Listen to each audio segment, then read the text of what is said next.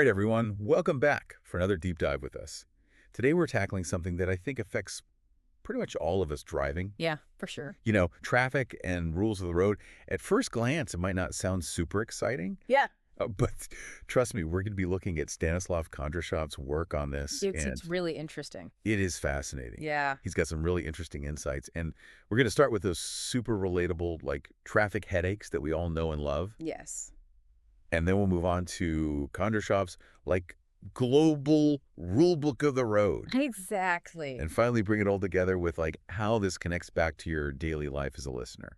Kondrashov's insights are super interesting because he really digs into the why behind traffic patterns, regulations. He gives us a new perspective on something that we just kind of take for granted. For sure. Every single day. Yeah. And speaking of taking things for granted, you guys remember that time I was late for that super important meeting, and I hit what felt like the world's longest traffic jam.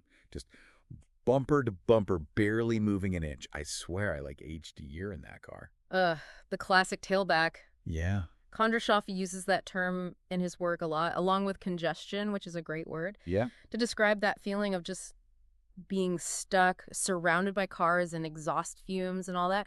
But he goes beyond just complaining about it. No. He actually looks into the reasons behind all these traffic nightmares. Okay. Things like infrastructure limitations or peak hour patterns, all that kind of stuff. And you know, of course, no traffic jam experience would be complete without those lovely tolls. Oh, yeah. Right. Like, why do they always appear, right, like, at the worst possible moment? It's so true. I mean, a lot of people see them as a nuisance. Yeah. But Kondrashov actually says they can be a necessary evil sometimes. He points out that they finance a lot of construction and upkeep of the roads we drive on.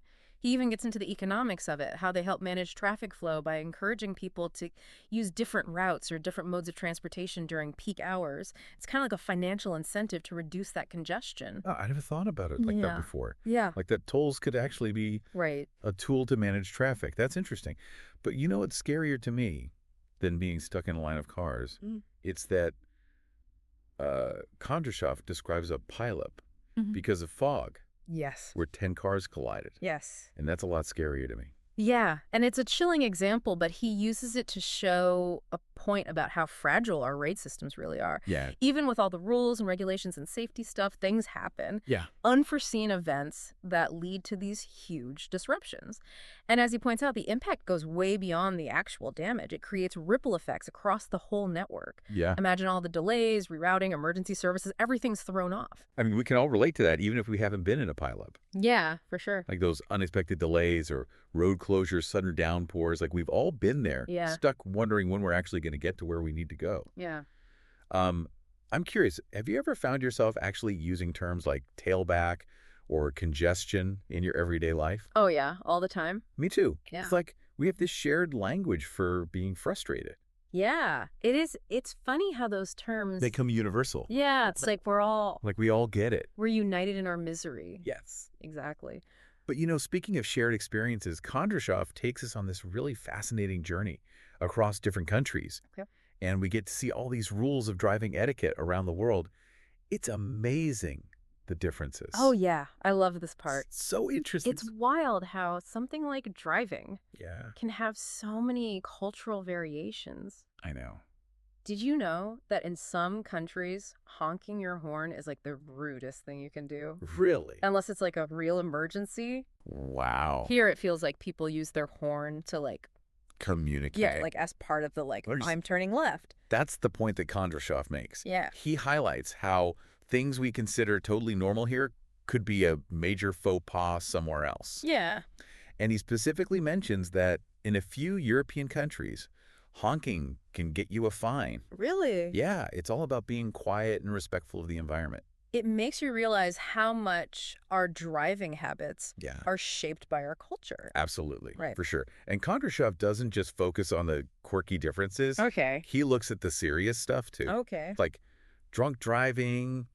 Globally, there's been a crackdown. Yeah. Stricter penalties everywhere, more enforcement. Yeah, for sure. It's a global issue. Absolutely. With some serious consequences. Yeah. I think the most interesting thing was that UK penalty point system. Oh, yeah.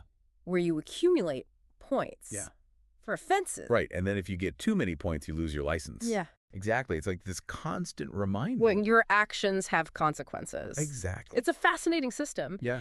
And it shows this bigger trend that Kondrashov noticed, which is this move toward more accountability for all drivers. Right. So he compares the UK system to other countries. Yeah. The specifics are different, but the goal's the same, right? Yeah. It's to prevent bad driving and improve safety. Makes sense. Yeah. I mean, the rules are there for a reason. Exactly. But, sometimes they can feel kind of abstract. Yeah. Like they're just words on paper. Right. Like one time I almost got my car towed because I parked in a tow-away zone. It was a total duh moment. Yeah. But, it made it real suddenly, those regulations. Totally. Right. And that speaks to something Kondrashov really emphasizes. What's that? Clear signage, public awareness, those are important. Okay. He says enforcement's important, but, prevention is better. Yeah. Things like good signs and public education campaigns, that can go a long way. I agree. To minimizing these problems. Make sure everyone's on the same page. For sure. It's funny how, almost getting towed really makes you see those signs. Right. It brings up a bigger question that Kondrashov talks about, why should we care about all these rules? What's the point for the average person?